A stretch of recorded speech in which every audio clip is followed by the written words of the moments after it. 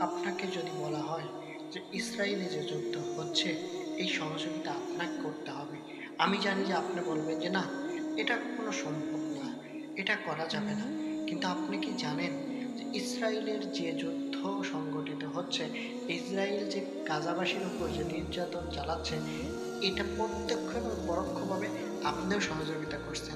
আপনি বিশ্বাস করবেন? আপনি বলবেন যে না, এটা ফোন, আমি এটা কখনোই করতে পারি না। তবে আমি আপনাকে আজকে কিছু প্রমাণ দিব, আপনাকে কিছু প্রমাণ দিব, আপনি নিজেই বুঝবেন যে হ্যাঁ, আপনি এই সহযোগিতা করতেছেন কি করতেছেন না। প্রথমে আমি বলি, আপনারা জানেন একটা মানুষকে যদি পঙ্গু করতে হয়, তাকে অর্থনৈতিকভাবে যদি পঙ্গু করা যায়, সে সব দিকেই কিন্তু পঙ্গু। তেমনি এই যে ইসরায়েল, এই যে ওরা যে যুদ্ধগুলো করতেছে, ওদের তো অবশ্যই অস্ত্র শস্ত্র প্রয়োজন। এগুলো কোথার থেকে সংগ্রহ করতেছে ওরা আপনারা জানেন?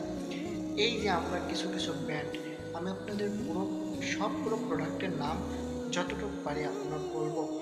আমরা যে প্রোডাক্টগুলো কিনতেছি, এর নির্দিষ্ট একটা অংশ ওদের হাতে চলে যাচ্ছে এবং এই টাকা দিয়ে ওরা অস্ত্র কিনছে, কিনে সেই অস্ত্র দিয়ে মুসলমানের বুকে, শিশুদের বুকে গুলি চালাচ্ছে।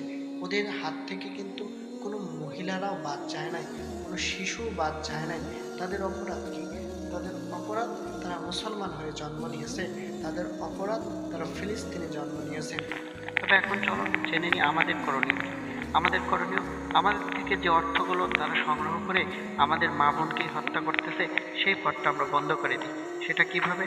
আমরা যে তাদের পণ্যগুলো কিনতেছি, তাদের পণ্যগুলো বর্জন করি। তবে তার আগে জানতে হবে তাদের পণ্যগুলো কি। চলুন আমরা জেনে নিই তাদের পণ্য কোনটা।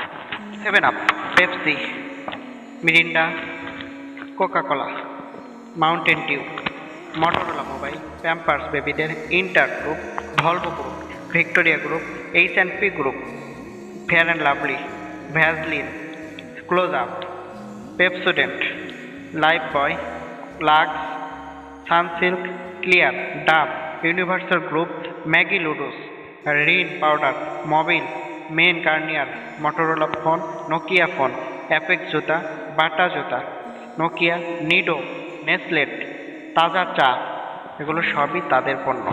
এই পণ্যগুলো আমরা বর্জন করি।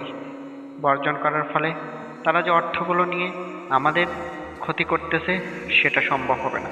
আমরা চাইলেই কিন্তু এটা সম্ভব। এদের পরিবর্তে অনেক পণ্য আছে। আমরা যখন পণ্য কিনব, তখন কোন জায়গার থেকে উৎপাদন সেটা একটু দেখে কিনব। আর যে প্রোডাক্টগুলোর নাম বললাম, সেগুলো থেকে একটু সচেতন হব। ফলে কিছুটা হলেও মুসলমানের উপকার হবে। আপনি যদি মুসলমান হয়ে থাকেন, ভিডিওটা লাইক করবেন, কমেন্ট করবেন, শেয়ার করবেন, যেন অন্যরাও একটু হলেও জানার সুযোগ পায়। আসসালামু আলাইকুম।